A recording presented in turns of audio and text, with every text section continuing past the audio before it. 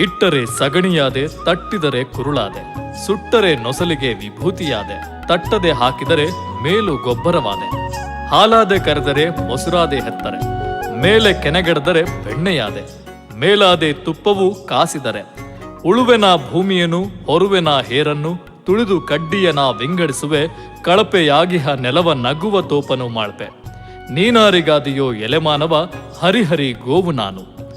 ನಮಸ್ಕಾರ ಆತ್ಮೀಯರೇ, ಇವತ್ತು ನಿಮ್ಮೊಂದಿಗೆ ಪ್ರಸ್ತುತ ನಮ್ಮಗಳ ಜೀವನದ ಅತ್ಯಂತ ಅವಶ್ಯಕ ಮತ್ತು ಮುಂದಿನ ಪೀಳಿಗೆಗೆ ಈ ವಿಚಾರ ಅನಿವಾರ್ಯ ಹಾಗೂ ಅಗತ್ಯತೆಯೂ ಹೌದು. ಏನಿರಬಹುದು ಇಷ್ಟೊಂದು ಗಾಂಭೀರ್ಯದ ಸಂಗತಿ ಅಂತೀರಾ? ನಮ್ಮ ದೇಸಿ ಗೋವುಗಳ ಸಂರಕ್ಷಣೆ ಮತ್ತು ಅವುಗಳ ಉತ್ಪನ್ನಗಳ ಬಳಕೆಯಿಂದ ನಮ್ಮ ಪರಿಪೂರ್ಣ ಆರೋಗ್ಯದ ಲಾಭ. ಹೌದು, ವಾಸ್ತವದಲ್ಲಿ ಹಸುವನ್ನ ಮಾನವನಿಗಿಂತ ಹೆಚ್ಚು ಪವಿತ್ರವೆಂದು ಪರಿಗಣಿಸಲಾಗುತ್ತದೆ. ಏಕೆಂದರೆ ಅದು ದೈವಿಕ ಪ್ರೀತಿಯ ಮೂರ್ತ ರೂಪವಾಗಿದೆ. ಇತರೆ ಪ್ರತಿಯೊಂದು ಪ್ರಾಣಿಗಳ ಮಲ ವಿಸರ್ಜನೆಯು ದುರ್ವಾಸನೆಯಿಂದ ಕೂಡಿರುತ್ತೆ ಮತ್ತು ಎಲ್ಲರೂ ಅಸಹ್ಯ ಪಡ್ತಾರೆ. ಆದರೆ ಹಸುವಿನ ಸಗಣಿ ಎಂದು ಕರೆಯಲ್ಪಡುವ ಮಲ ವಿಸರ್ಜನೆಯನ್ನ ಅತ್ಯಂತ ಪವಿತ್ರ ಅಂಶವೆಂದು ಪರಿಗಣಿಸಲಾಗಿದೆ. ನಮ್ಮ ಪ್ರತಿಯೊಂದು ಸಂದರ್ಭದಲ್ಲೂ ಹಸುವಿನ ಸಗಣಿಯನ್ನ ಪವಿತ್ರ ಶುದ್ಧೀಕರಣದ ಏಜೆಂಟ್ ಆಗಿ ಬಳಸಲಾಗುತ್ತದೆ. ಮನೆಯಲ್ಲಿ ಹೆರಿಗೆಯಾದಾಗ ಅಥವಾ ಯಾವುದೇ ಶುಭ ಸಂದರ್ಭದಲ್ಲಿ ಅಂಗಳ ಅಥವಾ ಗೋಮೂತ್ರವನ್ನ ಹರಡಲಾಗುತ್ತದೆ ಮತ್ತು ಪವಿತ್ರ ಶುದ್ಧೀಕರಣದ ಸಾಧನವಾಗಿ ಆ ಸ್ಥಳದ ಸುತ್ತಲೂ ಗೋಮೂತ್ರವನ್ನ ಚಿಮುಕಿಸಲಾಗುತ್ತದೆ. ಮನೆಯ ಗೋಡೆಗಳು ಮತ್ತು ನೆಲದ ಮೇಲೆ ಹಸುವಿನ ಸಗಣಿ ಲೇಪಿತವಾದಾಗ ಅದು ಮನೆಯಲ್ಲಿ ವಾಸಿಸುವ ಜನರನ್ನ ಸಾಂಕ್ರಾಮಿಕ ಬ್ಯಾಕ್ಟೀರಿಯಾ ಮತ್ತು ವೈರಸ್ಗಳಿಂದ ರಕ್ಷಿಸುತ್ತದೆ. ಗೋಮೂತ್ರದಲ್ಲಿ ಗಂಗಾಜಲವಿದೆ ಎಂದು ನಮ್ಮ ಗ್ರಂಥಗಳಲ್ಲಿ ವಿವರಿಸಲಾಗಿದೆ. ಗಂಗಾಜಲದಂತೆ ಅದು ಕೆಡುವುದಿಲ್ಲ. ವಾಸ್ತವವಾಗಿ ಇದು ನೈಸರ್ಗಿಕ ಸೋಂಕು ನಿವಾರಕ ಮತ್ತು ನಂಜು ನಿರೋಧಕ ಗುಣಲಕ್ಷಣಗಳನ್ನ ಹೊಂದಿದೆ ಮತ್ತು ತಾಜಾ ಹಸುವಿನ ಸಗಣಿ ಮಲೇರಿಯಾ ಮತ್ತು ಕ್ಷಯ ರೋಗದ ಸೂಕ್ಷ್ಮ ಜೀವಿಯನ್ನ ಕೊಲ್ಲುತ್ತದೆ ಎಂದು ವೈಜ್ಞಾನಿಕವಾಗಿ ಸಾಬೀತಾಗಿದೆ. ನಮ್ಮ ದೇಸಿ ಹಸುವಿನ ಹಾಲು ಅದನ್ನ ಸೇವಿಸುವುದರಲ್ಲಿ ಸಾತ್ವಿಕ ಗುಣಗಳನ್ನ ಉತ್ತೇಜಿಸಲು ಸಹಾಯ ಮಾಡುತ್ತದೆ. ಹಸುವಿನ ಇತರೆ ಉತ್ಪನ್ನಗಳಾದ ಬೆಣ್ಣೆ, ಹಾಲು, ಮೊಸರು, ತುಪ್ಪ ಇವುಗಳನ್ನ ನಾವು ಒಂದಲ್ಲ ಒಂದು ರೂಪದಲ್ಲಿ ಬಳಸುತ್ತೇವೆ. ಹೀಗೆ ನಮ್ಮ ಸಂಪೂರ್ಣ ಜೀವನವು ಗೋಮಾತೆಯ ಉಪಕಾರಗಳ ಮೇಲೆ ಅವಲಂಬಿತವಾಗಿದೆ. ಆಯುರ್ವೇದದ ಪ್ರಕಾರ ವಿವಿಧ ಹಸು ಉತ್ಪನ್ನಗಳನ್ನ ಬಳಸಿ 1000ಕ್ಕೂ ಹೆಚ್ಚು ಬಗೆಯ ಔಷಧಗಳನ್ನ ತಯಾರಿಸಬಹುದು. ಇನ್ನು ನಮ್ಮ ದೇಸಿ ಹಸು ಅಂತರ್ಗತ ಔಷಧೀಯ ಮೌಲ್ಯಗಳನ್ನು ಹೊಂದಿರುವ ನೈಸರ್ಗಿಕ ವೈದ್ಯ ಎಂಬುದನ್ನು ಸಾಬೀತುಪಡಿಸುತ್ತದೆ. ಈ ದೇಸಿ ಹಸುಗಳ ಬೆನ್ನಿನ ಗೂನುಗಳಲ್ಲಿ ಸೂರ್ಯಕೇತು ನಾಡಿಯನ್ನ ಹೊಂದಿದೆ. ಈ ಸೂರ್ಯಕೇತು ನಾಡಿ ಸೌರ ಕಿರಣಗಳೊಂದಿಗೆ ಸಂವಹನ ನಡೆಸುತ್ತದೆ ಮತ್ತು ಗೋವಿನ ದೇಹದಲ್ಲಿ ಚಿನ್ನದ ಲವಣಗಳನ್ನ ಉತ್ಪಾದಿಸುತ್ತದೆ. ಅನೇಕ ರೋಗಗಳನ್ನ ಗುಣಪಡಿಸಲು ಕಾರಣವಾಗಿರುವ ಈ ಚಿನ್ನದ ಲವಣಗಳು ದೇಸಿ ಹಸುವಿನ ಹಾಲು ಮತ್ತು ಇತರೆ ಹಸುವಿನ ಉತ್ಪನ್ನಗಳ ಮೂಲಕ ನಮಗೆ ವಿತರಿಸಲ್ಪಡುತ್ತವೆ. ಜೊತೆಗೆ ಸೂರ್ಯಕೇತು ನಾಡಿ ಹಾನಿಕಾರಕ ವಿಕಿರಣಗಳನ್ನ ಹೀರಿಕೊಂಡು ಮೂಲ ವಾತಾವರಣವನ್ನ ಶುದ್ಧಿಗೊಳಿಸುತ್ತದೆ ಎಂದು ನಮ್ಮ ಪ್ರಾಚೀನ ಗ್ರಂಥಗಳು ಹೇಳುತ್ತವೆ. ಈ ಸೂರ್ಯನಾಡಿಯ ಮೂಲಕ ನಮ್ಮ ದೇಸಿ ಗೋವುಗಳು ಎಲ್ಲ ಸ್ವರ್ಗೀಯ ನಕ್ಷತ್ರ ಪುಂಜಗಳಿಂದ ಮಂಗಳಕರ ಕಿರಣಗಳನ್ನ ಪಡೆಯುತ್ತವೆ. ಈ ದೈವಿಕ ಗೋವುಗಳ ಉಪಸ್ಥಿತಿಯು ಪರಿಸರಕ್ಕೆ ಒಂದು ದೊಡ್ಡ ವರವಾಗಿದೆ. ನಾವುಗಳು ಇಂತಹ ಹಸುಗಳನ್ನ ಮುಟ್ಟಿದಾಗ ಅಥವಾ ಸ್ಪರ್ಶಿಸಿದಾಗ ಈ ಶಕ್ತಿಯು ನಮಗೆ ಸ್ವಯಂಚಾಲಿತವಾಗಿ ಹರಡುತ್ತದೆ. ಒಟ್ಟಾರೆಯಾಗಿ ಹೇಳುವುದಾದರೆ ಈ ದೇಸಿ ಗೋವು ದೈವಿಕ ಪ್ರಾಣಿ ಮತ್ತು ಮಾನವನಿಗಿಂತ ಶ್ರೇಷ್ಠವಾಗಿದೆ. ಬಹುಶಃ ಈ ಕಾರಣದಿಂದಲೇ ಶ್ರೀಕೃಷ್ಣನು ತನ್ನನ್ನ ಗೋಪಾಲಕ ಎಂದು ಕರೆದುಕೊಂಡನು, ಗೋವುಗಳ ಸೇವೆ ಮತ್ತು ರಕ್ಷಣೆ ಮಾಡುವವನು ಎಂದು. ದೇಶದ ಬೆನ್ನೆಲುಬು ರೈತ ಎನ್ನುತ್ತೇವೆ, ಆದರೆ ರೈತರ ಬೆನ್ನೆಲುಬು ನಮ್ಮ ದೇಸಿ ಹಸು ಗೋವುಗಳು. ಒಂದು ಆಕಳಿರುತ್ತದೆ, ಆಕಳಿಗೆ ನಾವೆಲ್ಲ ಏನು ಹಾಕಿವಿ ಹೇಳಿ? ಆಕಳಿಗೆ ನಾವೇನಾದರೂ ಒಯ್ದು ಏನು ಕೊಟ್ಟಿವಿ? ಹುಲ್ಲು ಹಾಕಿವಿ. ಅದಕ್ಕಿಂತ ಹೆಚ್ಚಾಗಿ ನಾವು ಉಂಡ ಮುಸುರಿ ನೀರು ಹಾಕಿವಿ. ಅದಕ್ಕೆ ಆಕಳನ ತಾಟಿನೊಳಗೆ ಒಯ್ದು ನಾವು ಹಾಕಿದ್ದು ಮುಸುರಿ ನೀರು. ಆದ್ರೆ ಆಕಳ ಮನುಷ್ಯನಿಗಂತೈತಿ. ಮನುಷ್ಯನೇ, ನೀನು ನನ್ನ ತಟ್ಟಿಯೊಳಗೆ ಮುಸುರಿ ನೀರು ಹಾಕಿರ್ಬೋದು, ಆದರೆ ನಾನು ನಿನಗೇನು ಕೊಡ್ತೀನಿ ಅಂದ್ರೆ ನೀನು ಪೂಜಿಸುವ ದೇವನಿಗೆ ಅಭಿಷೇಕ ಮಾಡಬೇಕು, ಅಂಥ ಹಾಲ ಕೊಟ್ಟು ಬಿಡ್ತೀನಿ, ಅಮೃತ ಕೊಡ್ತೀನಿ ಅಂತ ಆಕಳ ಹೇಳೋದಿಲ್ಲ. ನಿಸರ್ಗ ಮನುಷ್ಯನಿಗೆ ಪದೇ ಪದೇ ಕ್ಷಣ ಕ್ಷಣಕ್ಕೂ ಮನುಷ್ಯ ಸಂತೋಷವಾಗಿರಬೇಕಂತ ಇಡೀ ನಿಸರ್ಗ ಕೈಗೂಡಿಸ್ತಾ ಇದೆ. ಹೀಗೆ ಎಷ್ಟೋ ಪ್ರಾಮುಖ್ಯತೆ ಪಡೆದಿದ್ದ ನಮ್ಮ ದೇಸಿ ತಳಿಗಳಿದ್ದ ಗೋವುಗಳ ಸಂತತಿ ಕಾಲಕ್ರಮೇಣ ತುಂಬಾ ಕ್ಷೀಣಿಸಿದೆ. ಅದರಲ್ಲಿ ಕೇವಲ 29 ತಳಿಗಳು ಮಾತ್ರವೇ ಇರುವುದು ಎಂದು ಸಂಶೋಧಕರು ಹೇಳ್ತಾರೆ.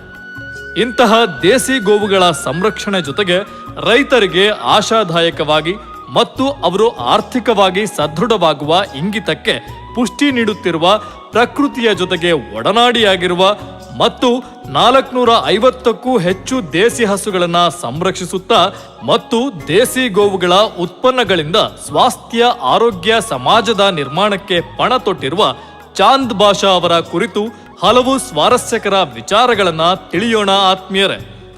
ನಮ್ಮ ಪೂರ್ವಜರು ಯಾವುದೇ ಆಧುನಿಕ ಭರಾಟೆಯ ಗೋಜಿಲ್ಲದೆ ಪ್ರಕೃತಿಯಲ್ಲಿ ಸ್ವಾಭಾವಿಕವಾಗಿ ಸಿಗುವ ಉತ್ಪನ್ನಗಳಿಂದ ಹೇರಳ ಸಮೃದ್ಧವಾದಂತಹ ಕೃಷಿಯನ್ನ ಕಂಡುಕೊಂಡಂತವರು.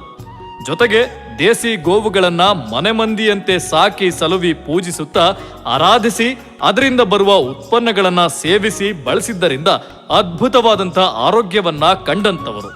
ಇದೇ ಹಾದಿಯಲ್ಲಿ ಸಾಗುತ್ತಿರುವ ತಮ್ಮ ಅಜ್ಜನಾದ ಹುಸೇನ್ ಅವರು ಆರಂಭಿಸಿದ ಈ ಮಹತ್ ಕಾರ್ಯಕ್ಕೆ ಕೈಜೋಡಿಸಿದ ಆಂಧ್ರ ಪ್ರದೇಶದ ಆಲೂರು ವಿಧಾನಸಭಾ ಕ್ಷೇತ್ರದ ಬಂಟುಪಲ್ಲಿ ಗ್ರಾಮ, ದೇವನಕೊಂಡ ಮಂಡಲ, ಕರ್ನೂಲು ಜಿಲ್ಲೆಯ ಚಾಂದ್ ಬಾಷಾ ಅವರು ಸುಮಾರು 450ಕ್ಕೂ ಹೆಚ್ಚು ದೇಸಿ ಹಸುಗಳನ್ನ ಸಂರಕ್ಷಿಸುವುದರ ಜೊತೆಗೆ ತಮ್ಮ ಕುಟುಂಬದ ಸದಸ್ಯರನ್ನ ಒಳಗೊಂಡು ಸ್ವದೇಶ ಕೌ ಪ್ರಾಡಕ್ಟ್ಸ್ ಎಂಬ ಸಂಸ್ಥೆಯನ್ನ ಆರಂಭಿಸಿ ದೇಸಿ ಹಸುವಿನಿಂದ ಬರುವ ಅನೇಕ ಉತ್ಪನ್ನಗಳನ್ನು ఆరోగ్య ఆనందద సమాజದ సలುವಾಗಿ నీడుತ್ತಿದ್ದಾರೆ.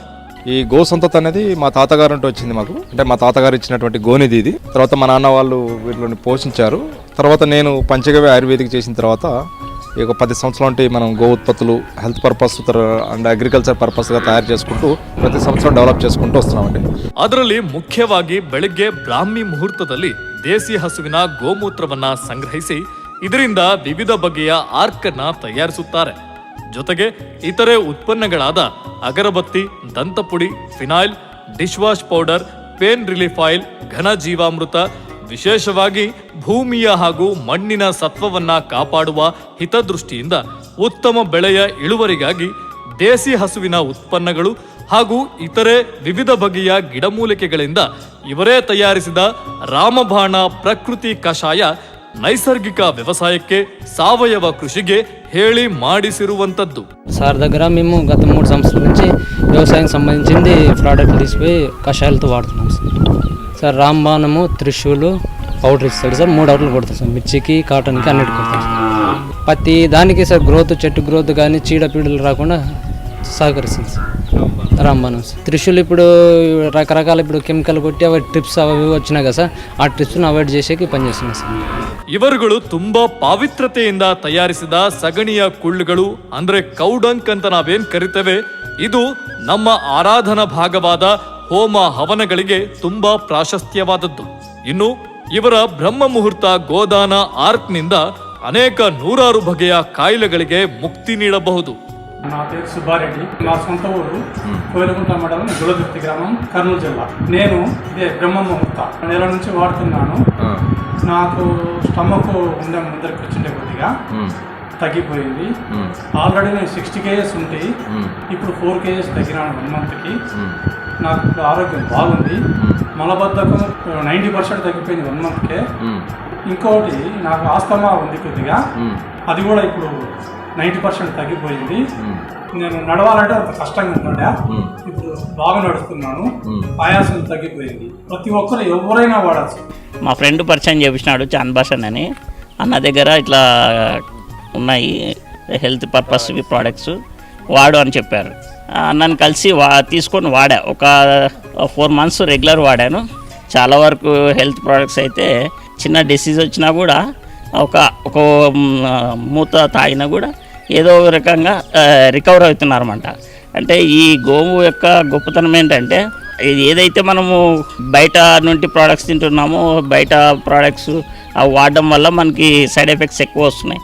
అలాంటి వాటిని అవాయిడ్ చేస్తుందన్నమాట ఈ మూత్రం తాగడం వల్ల. ಡಯಾಬಿಟಿಕ್, ಗ್ಯಾಸ್ಟ್ರಿಕ್, ಮಲಬದ್ಧತೆ, blood purifier, asthma, liver disorder ಸಮಸ್ಯೆಗಳಿಗೆ ಇದು ತುಂಬಾ ಒಳ್ಳೆಯದು.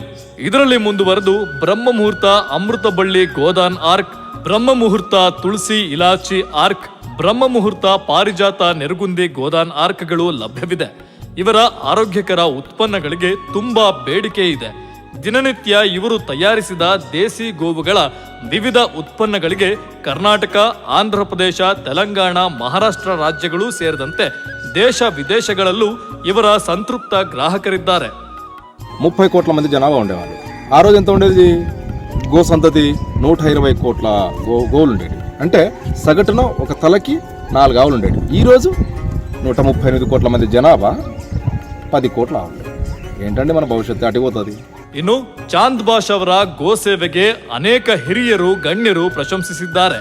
ಅದರಲ್ಲಿ ಮುಖ್ಯವಾಗಿ ಆಂಧ್ರ ಪ್ರದೇಶ ರಾಜ್ಯದ ಉಪಮುಖ್ಯಮಂತ್ರಿಗಳು ಹಾಗೂ ಖ್ಯಾತ ನಟ ಮತ್ತು ಜನಸೇನಾ ಪಕ್ಷದ ಧುರೀಣ ಶ್ರೀ ಪವನ್ ಕಲ್ಯಾಣ್ ಅವರು ಸ್ವತಃ ಚಾಂದ್ ಬಾಷ್ ಅವರ ಗೋ ಸೇವೆಯನ್ನ ಕೊಂಡಾಡಿದ್ದಾರೆ, ಸನ್ಮಾನಿಸಿ ಸತ್ಕರಿಸಿದ್ದಾರೆ. కర్నూలులోని ఆలూరు నియోజకవర్గంలో దేవనకొండ మండలం బంటుపల్లి గ్రామంలో చాంద్ పాషా అని చెప్పి ఒక ముస్లిం మతస్థుడు ఒక ఆయన 400 ఆవులతో గోశాల చేస్తా ఉన్నారు. ఆయన ఒక ముస్లిం మతస్థులు. అది దేశం తాలూకు గొప్పతనం. అది పాలు కూడా తీరు. ఆయన మిగతా వాళ్ళు పాలు తీస్తారేమో కానీ ఆ చాంద్ పాషా గారు పాలు కూడా తీరు. కేవలం ఆ గోమయంతో, వీటితో, గోమూత్రంతో వాటితో ఏదో మనకి వ్యవసాయానికి కావాల్సిన పదార్థాలు తయారు చేసి అమ్మే వ్యక్తి, దాని జీవనం సాగించే వ్యక్తి. అలాంటి మహానుభావులు ఉన్నారు ముస్లింలు. ನೋಡಿದ್ರಲ್ವಾ ವೀಕ್ಷಕರೇ, ಮುಸ್ಲಿಂ ಕುಟುಂಬದಲ್ಲಿ ಜನಿಸಿದ್ರು ನಮ್ಮ ಭಾರತದ ಸಂಸ್ಕೃತಿ, ಆಚಾರ, ವಿಚಾರಗಳನ್ನ ಅರಿತು ಸಂಪ್ರದಾಯಗಳನ್ನ ಮುನ್ನಡೆಸುತ್ತಾ ದೇಸಿ ಗೋ ಸಂರಕ್ಷಣೆಯ ಮಹತ್ ಕಾರ್ಯಕ್ಕೆ ಅಣಿಯಾಗಿರುವ ಚಾಂದ್ ಬಾಷಾ ಮತ್ತು ಅವರ ಕುಟುಂಬಕ್ಕೆ ನಾವೆಲ್ಲರೂ ಅಭಿನಂದಿಸಿ ಕೃತಜ್ಞತೆಗಳನ್ನ ವ್ಯಕ್ತಪಡಿಸೋಣ.